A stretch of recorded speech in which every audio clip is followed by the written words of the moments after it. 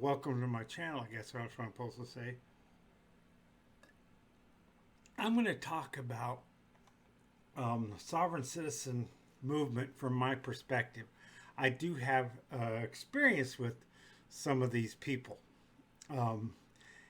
and it goes back a few years. So, the sovereign citizen movement now is fueled by the internet and fueled by charlatans that are making a quick buck off of very gullible people who feel disenfranchised or whatever else from society or the government. I'm not a big pro-government person. If you know anything about me, you would know that I don't have a lot of trust for the government. I don't feel the government is the answer for a lot of our problems. They create more problems than they ever correct. And whether you're liberal or conservative, you'd probably agree with that. I think nowadays, more conservatives. Now, I'm going to make this note. What I've noticed, I'm 61 years old. What I've noticed in my lifetime is that when I was in high school, I was a punk rocker. Punk rockers were very anti-establishment, anti-system, and they were considered more liberal in their things. A lot of them promoted communism. A lot of them were the atheists, but a lot of them were anarchists and things like that. And now what I've seen is it's shifted. Started with Reagan. Reagan was the catalyst for the beginning of the conservatives in America. And you have to identify America because conservatives and liberals in other parts of the world are really different. So, and I don't mean conservative like you have to follow goose step along with all the things that other conservatives do. I think that's a problem. You can be liberal on some ideas and conservative on other ideas, and that's perfectly okay, and that's how I am. I may side with the liberals here, and I may side with the conservatives here. I'm a more leave me alone, stay out of my life, government kind of guy. I don't want the government in my life. I don't want to deal with them, and that's kind of why I live where I live. But nowadays the more conservative people are the anti-establishment, and it started with Reagan, but it kind of accelerated to where we are now. Trump may not have contributed to that, but I think some of his followers have. I don't even know where Trump is politically. If you really try to analyze him, you'll go crazy trying to figure that out. Stand a little further from the mic. I don't like being right up there in my face or the camera. But anyway, I'll go back to the early 90s, 1993, when I got out of the military. It was the summer of 93. I was also going through a divorce at the same summer. So my life was totally being turned around. I was no longer in the structured environment of the military, and I was no longer married. I was free to act like a single person after I'd been married for several years. So, I went back to my hometown without my family, with my tail between my legs because of divorce, and trying to find out what people do, and these coffee shops, not Starbucks, but a lot of mom and pop coffee shops back then. Now it's all at Starbucks, which sucks. But there was these mom and pop, and I used to hang out there and ran into, the punk rocker anarchists that I used to know, and started, being interested in that, and then learned more about. I knew what libertarians were from when I was in middle school, but I started talking to libertarians, and I would tell people, yeah, I was a corpsman, I was a medic, combat medic, and got out and all that. And pretty soon I got approached because the libertarians, there were people who, amongst these libertarians that hung out at this coffee shop, that were involved with the militia. This was during the Clinton era. And so they asked me to join their militia, and I said, well, I'll come out to your things. And I went there, and you had guys. I'm a captain, and I was like, did you ever serve in the military? And I'm like, you're a captain? You don't even know what the fuck being a captain is, dude. You have more money for more toys, so you get more rank. That's really how this militia worked. This one guy, he was a colonel because he owned the land where they would do their land up in the mountains where they would do their maneuvers, where they would, play military and try to stay off an invasion or whatever the hell they were doing. And very few, very, very, very few of these people were actually in the military. One of the more prominent veterans was in the Coast Guard. And then there was, I'm like, you might as well make me an officer if you're going to, because I'm not going to go under the command of somebody who's never been in the military, who has no idea. And I'm a medic, so I don't know all the squad movements of the infantry, but these guys never did either. So I just kind of went to a couple of their little rallies, and I just never showed up again. They was like, hey, we're having a rally this weekend. I'm busy, I can't go. I just didn't want to have anything to do with it. So I was kind of loosely involved with the militia. I did end up going to a few more of their get-togethers, but not their, in the mountain training things, just their picnics or parties they would have. And then over time, me and my wife worked things out, and we got back together. And this is about 1999, me and my wife got remarried, and I purchased a few guns, and then Columbine happened. My wife was interested in guns too, and it was the thing that we did with our kids. And our kids like to go plinking with 22s, and so I lived in the very state where Columbine, the first really well publicized school shooting. I mean, there was that one where that girl shot a grade school from her bedroom window, back in the 80s. But this was Columbine was a big thing, and man, there was groups coming out of the woodwork, anti-gun groups, going to take away everybody's guns. And the NRA was kind of pussyfooting around. And so these other groups formed, Colorado gun owners and things like that, as they pushed legislation.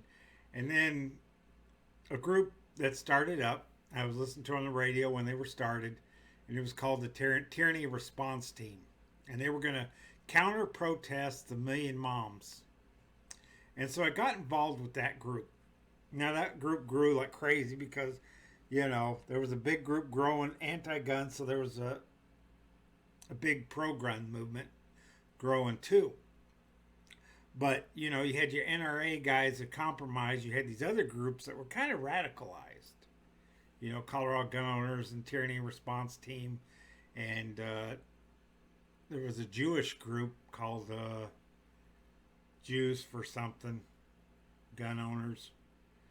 I don't know. I ain't Jewish. I wasn't really involved with them, but they were involved with the TRT, and there was a Second Amendment Sisters that was involved with the TRT, and which was a woman's gun group, and later on the Pink Pistols, but they didn't get much ground there. But anyway, Pink Pistols is a gay pro-gun group. And this group was mostly white people, but there was some Hispanic, and there was a few blacks. There was even a guy that was Iranian that was a member of this group, pretty prominent member. And they would counter-protest the Million Moms. Whenever the Million Moms March had a protest, they would show up. Well, then they would have big meetings to organize, because this was a group that wasn't really organized yet. Now, the reason I bring all that up is because when this TRT was promoted by a radio station called the American Freedom Network. And if you know anything about the turn of the 90s into the 2000s, there was a lot of anti-government sentiment, and there was a lot of big patriot movement that was very very big then, especially in the area of Colorado I lived in. And there was a radio station called the American Freedom Network, which I don't know if they're still around or not, but they would host a lot of patriot stuff, along with some religious stuff too, because it's ran by a religious guy. But they they would promote these gatherings, and I'd go to these gatherings, and I'd meet a lot of people from other groups. I ended up belonging to the John Birch Society at the same time, so a lot of Birchers were there, but others were there too, and that's where I first met some sovereign citizens. The first sovereign citizen I met was at a we were at a some farmer's field that he built up a berm, and we had doing shooting practices. Just people showing off their guns and shooting guns and selling guns and ammo. And me and my wife had a little business we were selling ammo to at the time. Eating lunch here.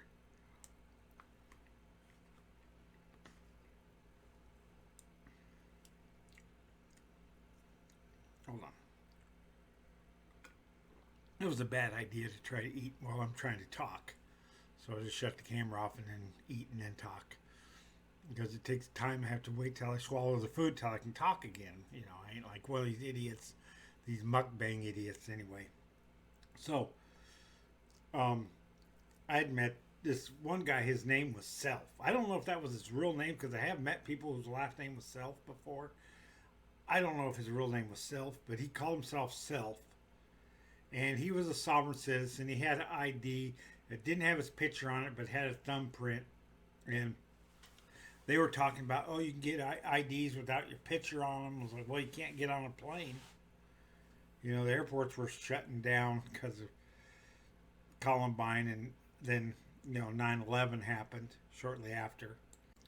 Then I started running into more and more sovereign citizens, and they were different groups. They weren't all, one big massive group. Some of them were part of a religious group. There were some online religious groups, Embassy of Heaven. They were ambassadors from heaven, so they didn't have to take part in the system.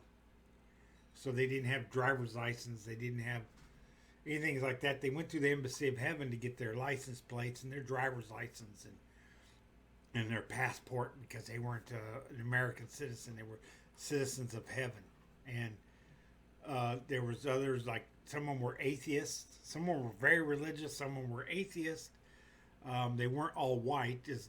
One of the main reasons I'm doing this video is because I watched a Young Turks interpretation of what the sovereign citizen movement was, and they totally, it's all white and they're a bunch of racists. That was what the Young Turks showing that the Young Turks had no idea what they're doing. They're just pulling a Von Helton and making up their own news as they go along.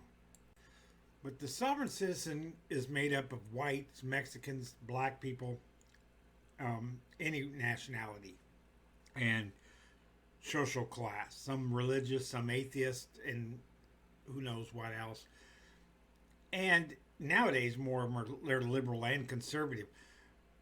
But a lot of them are black. Now, didn't meet a lot of black sovereign citizens. I hadn't met any in northern Colorado. But there are a lot of black sovereign citizens. If you just have to go online and watch sovereign citizen videos, there's a lot of black people who are sovereign citizens. And they probably date back longer than the white sovereign citizens, because a lot of them belong to a religious cult called the Moorish. So the sovereign citizen movement is not a racist group. I'm sure there's racist within it. But the police know that they're a dangerous group. There was, several years ago, there was a stop where two sovereign citizens were pulled over by the police. They were in a minivan, and they ended up getting out with their assault rifles, or just rifles. There's no such thing as an assault rifle. They're military-style rifles, and shot up the police. This was on a sovereign citizen. So police need to be on alert when they pull over these sovereign citizens. They don't know how extreme they are. Now, some of them are extremists, some of them aren't. Um, some of them can be liberal extremists. I'm sure there's Antifa members that are sovereign citizens, as well as people who were involved with that January 6th insurrection type that support that. Okay, not saying that all of them do. Some of them are your hippie, wannabe hippie, yippie people, and some are punk rockers, and some of them are, ultra conservative, don't listen to music kind of Christians or whatever.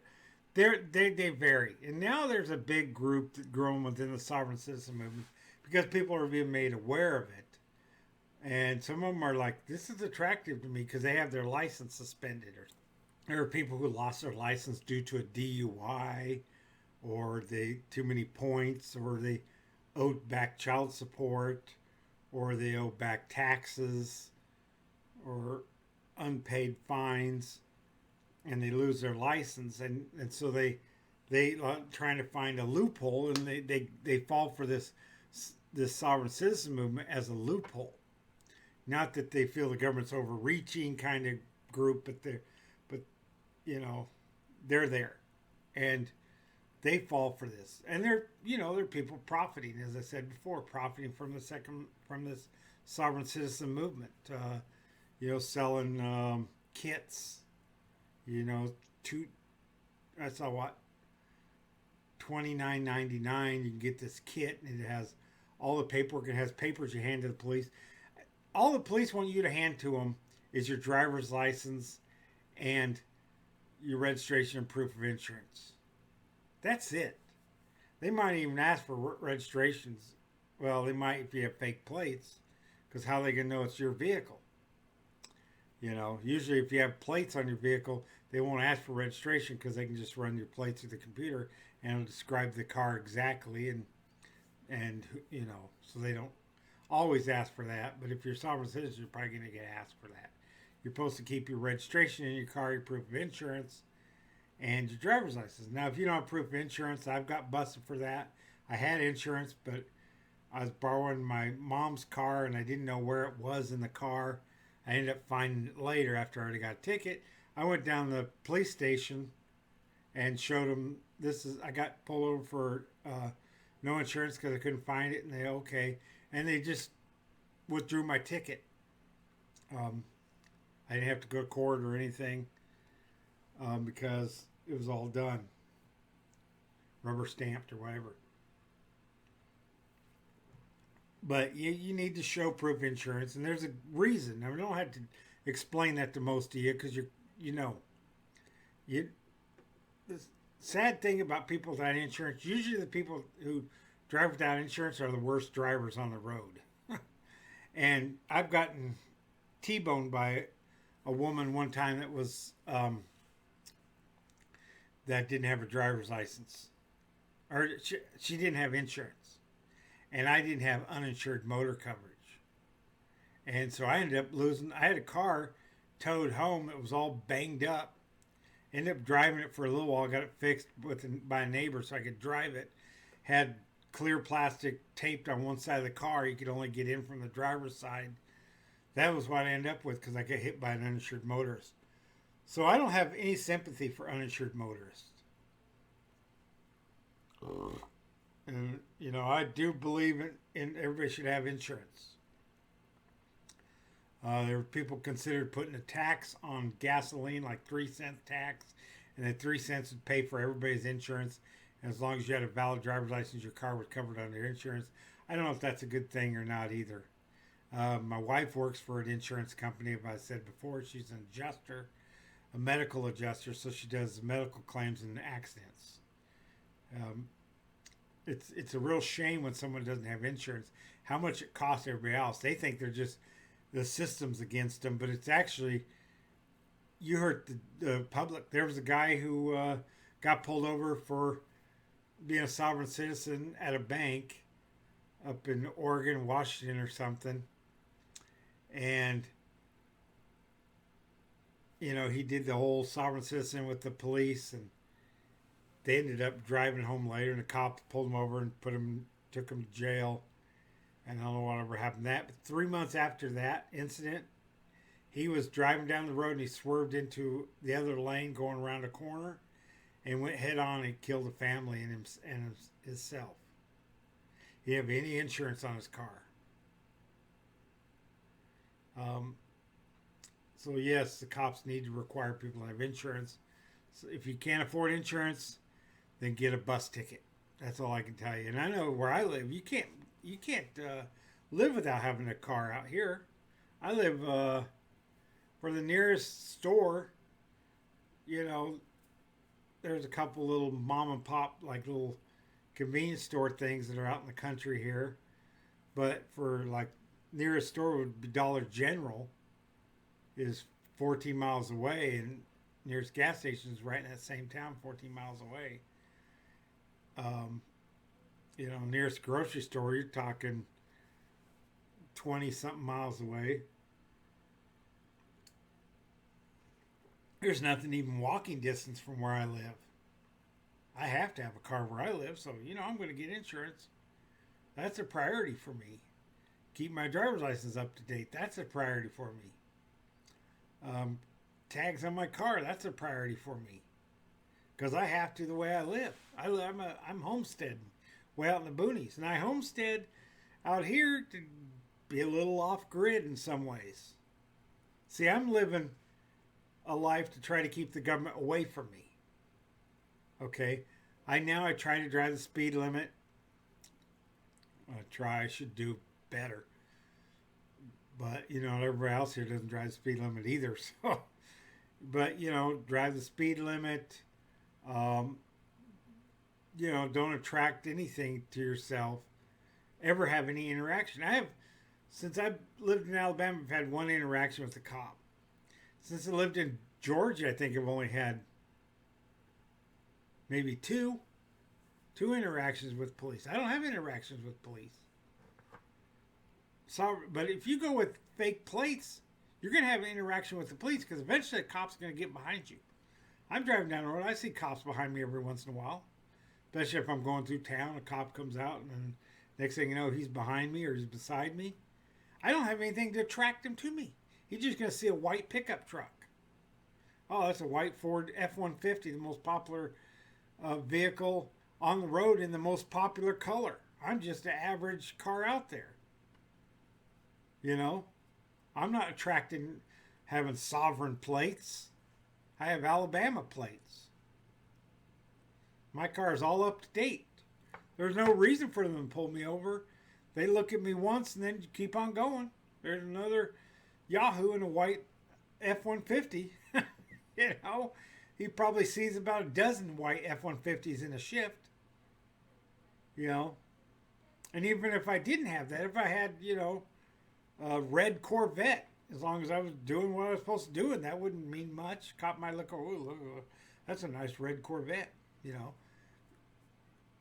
Don't draw attention. Sometimes you have to be part of the system to stay out of the system. Because once they pull you over, once they know you're a sovereign citizen, once you pull all that crap on them, now you're in the system. So you're worse off than me. I pay my taxes. I pay my registration on my vehicle. I got plates. I got insurance. But I'm more free than a sovereign citizen. That's one thing I keep emphasizing. There's a lot of videos where people just make fun of sovereign citizens. You guys eat crayons and, you know, glue sniffers, call them all kinds of things, and talk about how stupid they are, which is easy to do. But they're really, some of them are just people that don't want to be part of the system. And if you don't want to be part of the system, don't get yourself put into the system. That's what I got to say about the sovereign citizen. This is a lot better video than the Young Turks have ever done on the sovereign citizen movement. Because they have no idea what sovereign citizens are. I've experienced with, I don't know every detail about them. You know, but I do have a frame of reference because I've known a lot of sovereign citizens. I know what kind of people become sovereign citizens. And I also have a little sympathy for them because I believe they're misguided and they just want to be free, but they're not going to be free going down the sovereign system. And they call it American national. But whether it's American national, sovereign citizen, or anything like that, it's not going to get you free. It's going to make you the opposite. You go driving down the road with those fake plates, sooner or later you're going to get pulled over for it. And when they get pulled over and you smart off to the cop, and I refuse to answer your questions, I refuse to get out of my vehicle. If they ask you to get out of your vehicle, they have a constitutional right, because the Supreme Court's job is to interpret the Constitution. And they said that if a cop asks you to get out of your car, you are expected to do so. Doesn't mean you're under arrest, but more than likely, they tell you to get out of your car, you're probably in trouble. So don't even go there. Give them your insurance and put plates on your car, and then you won't have any worry. You won't have to go to court and pull all that bullshit that never works. What's your subject jurisdiction, Your Honor, and all that stuff. It don't matter. They're already under jurisdiction. Just because you belong to a religious group that doesn't believe you're part of the United States, or you belong to some, Native Americans have their own nations. Cherokee Nation, Navajo Nation, Arapaho Nation, Apache Nation, whatever. But they're still required on U.S. roads, even on the reservations, to have a driver's license, insurance, and license plates. Registration falls under license plates. If you come here from a foreign country and you rent a car or you buy a car while you're here, I remember when I was a cab driver, gave guys a ride to the airport. They bought a car out in California, an old used car, and it broke down in Fort Collins, Colorado, and they had to fly home. They didn't make their road trip across the United States. They had to have license, registration, and insurance. And they were from, I don't know, Germany or Norway or somewhere. They were just 4 kids having a good time, enjoying the summer, driving across the United States. So whether you feel you're a U.S. citizen, American national, you still have to have that. That's just the way it is. May not like it, but it's a reason for that. Because we don't want the roads to be chaos. They're dangerous already. People get run over, get killed in car accidents every single day. While I made this video, somebody probably died in a car accident. So these laws are made because people do stupid things. And that's why we have to have insurance, because idiots out there on the road, and sovereign citizens are those very idiots. It's not all just sovereign citizens that are causing wrecks. Don't get me wrong. There's goody two-shoe Mary McCracken, the 2nd grade school teacher, that probably gets an accident and could have killed somebody. And sometimes things just happen. So that's a reason why you have to have insurance, so that it's already taken care of. If I get hit by somebody barreling down the road, I want to know that they have to have insurance, so that my hospital bill's covered and I don't have to pay for it out of pocket because it wasn't my fault. Or even if it was my fault, my insurance will help pay for a lot of that stuff. Pay to get my car repaired because, I told you where I live. I live right out in the boonies. If I get in a car accident, I have insurance so that my car will get fixed. Or they'll replace my car. That's what insurance is. And everybody needs to have it if you're going to be on the roads, because cars are so dangerous. Now, back in the horse and buggy days, when some of those constitutional ideas were passed, you didn't have to worry about that. Guys on horses don't go slamming into each other. Usually if you're too drunk on the horse will figure out how to get you home anyway. They're pretty smart animals. Your car doesn't. Your car goes where you tell it to go. And if you tell it to go into the ditch because you're drunk, then it's going to go in the ditch. Anyway, you guys have a good day and better tomorrow.